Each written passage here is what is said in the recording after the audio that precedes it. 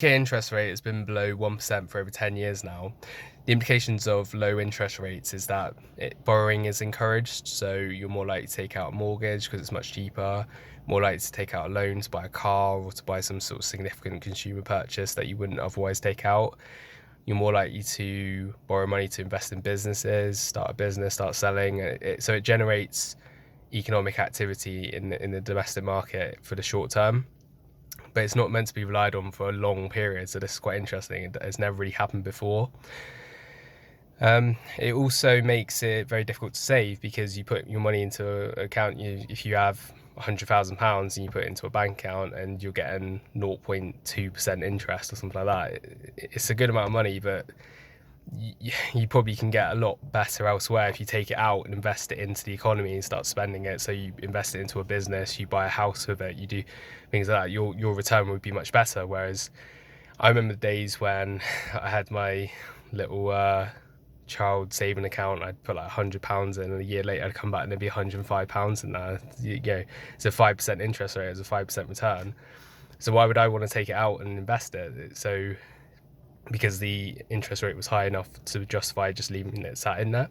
When you take into account also, just quickly, inflation, which is at 2.2% right now, that's a cost to your it's the cost of owning cash. So the value of cash decreases by 2.2% in a very, very simplistic way if you're not thinking about foreign exchange rates and things like that. So I'll post a link to the LMR link, and you can read up LMR model, which you can read up on. It shows you how interest rates, foreign exchange rates, monetary policy, fiscal policy, inflation, how it all relates to one another in quite a simplistic way. It's the way I learned it, but you can get an understanding of what I'm talking about. What was really interesting for me is seeing this example here, which I'll post a link to, which is when Sweden decided to run a negative interest rate. So this is even crazier than what we're doing. They've literally set it so that it costs you money to save, and they will pay you to borrow. So you put your money away and you have to pay them to have savings. And to borrow money, they will give you extra money for borrowing. So you take out a mortgage and they pay you for being in debt. They pay you for taking out a loan to put into a business, and they pay the government essentially is giving you money for being in debt. It's totally, as far as I can understand from what I'm reading, this has never happened before, and it's just a complete experiment they decided to try out, and good for them, I say. It doesn't, there's good and bad to it, and I think it's just an interesting case study, but I would like people to understand these things more, because I think it'd do them a lot of good. It's done me a lot of good in the sort of 10 years I've known about it, since I learnt about this concept. And it's very basic as well, but it's sort of shrouded in, it's just macroeconomic policy that I don't understand all that. A lot of people just sort of don't really want to engage in the conversation, but yeah, it's worth having a read about. It's a very interesting case study is what I'd say. I don't think it's the best way to go, and they decided to ditch it now and go back to where they were. It's something to consider, but also it brings back to the UK situation, where we've been using this low interest rate, this quantitative easing, I think is the word, to try and drive economic growth, which is to me completely unsustainable, because you're just devaluing the value of cash, of money, and you're just building on you're building essentially what are bubbles.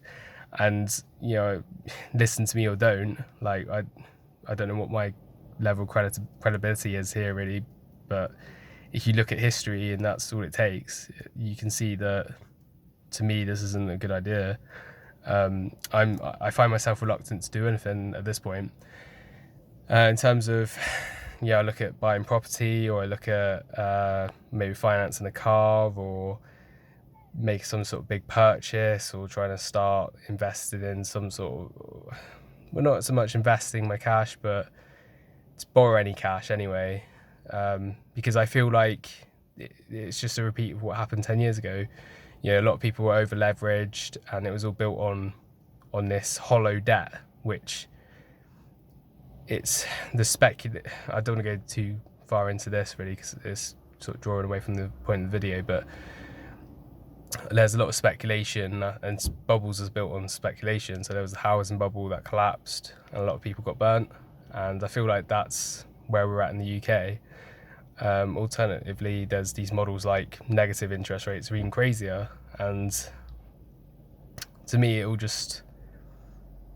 it's all good fun until it goes wrong, is what I'd say.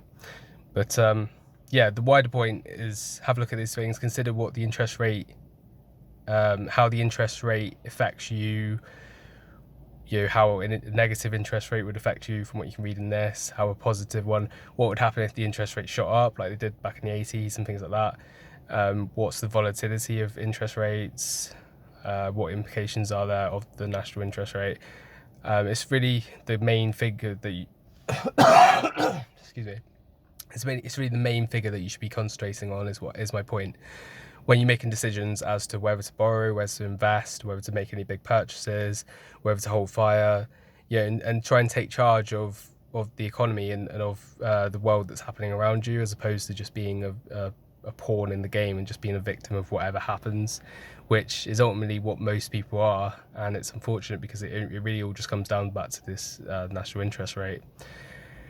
So yeah, have a look at what I've got to say, or what the articles that I link have to say, and have a think about it. And if there's anything that you don't understand or you want to discuss, or you're interested in this topic, I'm more happy to discuss it. You can always message me. It's something that I'm keeping an eye on myself, and be interested to talk to other people about it as well. That's why I do this.